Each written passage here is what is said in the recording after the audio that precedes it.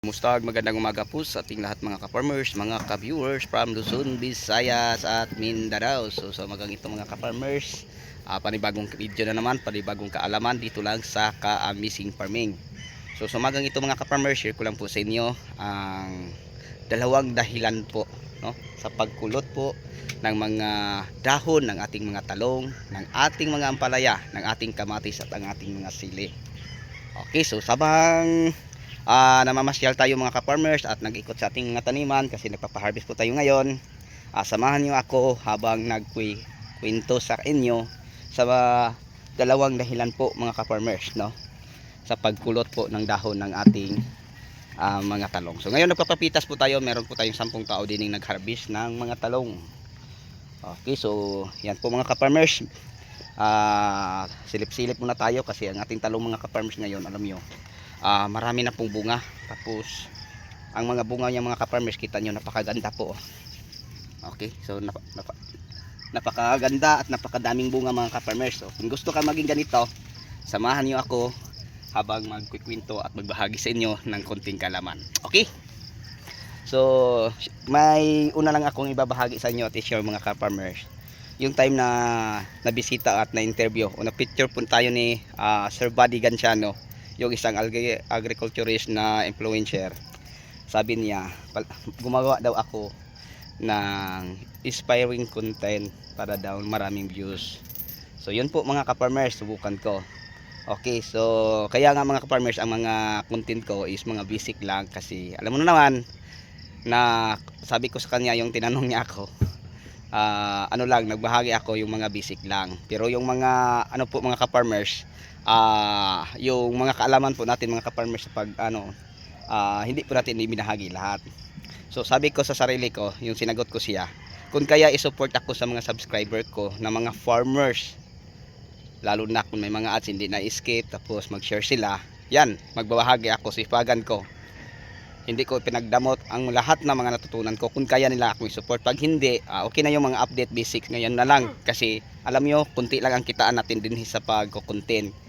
1 cents lang, 10 cents, ganyan lang. Tapos pag mag-share ka mga ka-farmers, hindi naman po tayo nagpababayad. So yun lang ang favor na hinihingi ko mga ka-farmers. Pag halimbawa may ads ang ating mga content, wag nyo na lang escape. Kung maaari, mag-comment lang kayo, then mag-share. So ngayon mga ka-farmers, nag-upload ako, nag-try 2 video. Ayan, nakakakot ako ng maraming subscriber at saka views. Tapos kunti lang ang nag-share. Sana nga sa mga farmers na nag-viewers natin dito, libre pong manood mga ka-farmers. Yun lang ang hinihingi ko sa inyo. Kung pwede, masuportaran nyo ang aking pwede nyo i-share para marami. So doon natin mapatunayan na kahit sa pag-share hindi kayo madamot. So hindi doon ko po umpisahan na sa kunti kong kaalaman na tunan sa larangan ng pagtatanim, hindi ko po ipinagdabot sa inyo. So ngayon mga ka-farmers, ang talking point natin ay about po sa dalawang dahilan kung bakit nangungulot ang mga dahon ng ating mga talong kagaya nito. So wala tayong nakitang kulot ha, kasi alam naman po natin mga ka-farmers. So ibabahagi ko sa inyo ang mga dahilan, tapos ang gamot kung paano natin pagalingin uli ang ating tanim. Okay, may dalawang dahilan po mga ka-farmers ang pagkulot ng dahon. Una, okay, pakitik note po ha, ang mga suwing and sucking insect na maninira, sila po ang unang sanhi. Okay, ano po sila? Kilalanin natin mga ka-farmers sa ating video ngayon. Usa na si mga ka-farmers, si thrips, aphids, brood mites, whitefly, okay, mga huffer, no? So sila po mga ka-farmers ang dahilan kung bakit nangungulot, naninigas ang mga dahon po ng ating talong. Tapos ang pangalawang dahilan mga ka-farmers sa pagkulot ng dahon sa ating talong, sa ating kamatis, sa ating ampalaya o sa sili, yung pabago-bago ang panahon. Sobrang init, biglang umulan, init, ulan. Yan po mga ka-farmers. Bakit? Kasi ang ating tanim ay stress, no? Stress. Kung sa tao pa mga ka-farmers, pasma. Okay? So yan po mga ka-farmers, pag ma-stress ang ating tanim, ibig sabihin, lalo na pag kulang ka sa kalaman o protection, so wala silang resistensya, labanan ng stress, yan, mangungulot sila mga ka-farmers. Okay. Bakit madali lang po itong kumalat yung tinatawag nating kulot sa ating mga talong. Halimbawa, kung hindi natin diretsong makontrol ang mga sucking and chewing insects tulad ng mga thrips, mites, brood mites at saka aphids, mga whitefly na carrier sa pagkalat ng tinatawag nating pamarako o virus, para na siyang tao ba mga ka-farmers, yung tinatawag natin halimbawa ikay nagugutom, sumakasakit ang tiyan, hindi mo lang iniintindi hanggang dumating ang panahon mga ka-farmers na madala ka sa ospital. Tapos pag naayos ka na, binagbalikan mo na pag nagugutom ka, hindi ka kumakain, hinahayaan mo lang. So dumaking ang punto mga ka-farmers na ikaw ay magka-cancer. So ganun din ang ating tanim. Pag hindi natin iniintindi ang mga feasting insektong, mga sucking and chewing insects sa ating tanim na umatake, tulad na lang na nabanggit kong mga aphids, mga thrips, mga brood mites, mga hopper at iba pa, mga whitefly, yan, lahat na mga kamatis natin, lahat ay kulot. Lahat na mga talbos ng talong natin, lahat ay kulot. Pamarako sa ampalaya, ganun din sa sili. So paano natin maiwasan mga ka-farmers? At paano natin gagamutin? Ngayon ibabahagi ko sa inyo.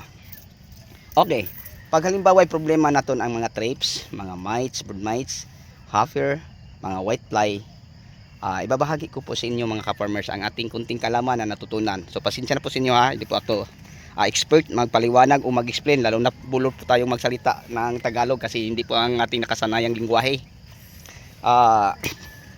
Pag umatake ng mga ka-farmers, may comment ako sa inyo. So yung salt, isa na din, maganda at galing din siya pagdating sa thrips. Kung produkto naman sa agway, may thrips din. Yung thrips salt nila, pwede natin i-apply. Binibia Kutitsu, ngayon din. So kung makakakabili ka, kahit dalawang klase lang po ng insecticide, sapat na po yun mga ka-farmers para pang alternate natin. So ang mites mga ka-farmers o mga chewing sucking insect, hirap natin siyang i-control pag hindi natin alam ang mga feasting insecticide na ating gagamitin.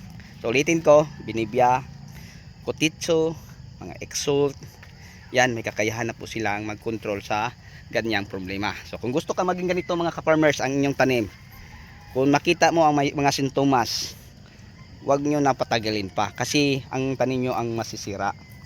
Kung hayaan yung mga ka-farmers na atakihin ng mga feasting insekto ang tanim nyo, kawawa ang tanim nyo at kawawa ka ding na nag-aalaga kasi wala nang maaaning maayos. Di ba? Tama? So yun po mga ka-farmers, mga ka-viewers, ang may share at may bahagi ko po sa inyo sa umagang ito. Ayan, marami po tayong tao din makita nyo na nagpipitas po ng mga talong. So meron tayong nasa 10 tao din yung nag-harvest. Yan. Napakaganda pong tingnan mga ka-farmers ang ating tanim na talong. So yun po ang maibahagi ko po sa inyo sa pagkontrol po sa mga dahilan sa pagkulot po ng ating dahon. Pag halimbawa ay magka-virus na, magamot pa ba natin? Yes po, meron po tayong ikakarekomenda mga ka-farmers. Ano po ang gamot sa nangungulot ng sobra ng ating mga dahon? Atal po mga ka-farmers. Ang atal ay isa po siyang herbal, okay, virus transmitted, kaya niyang gamutin ang ating mga pananim na nagka-virus. Saan natin mabibili? Online. Saan galing ang produkto na yon? India. So yun po mga ka-farmers.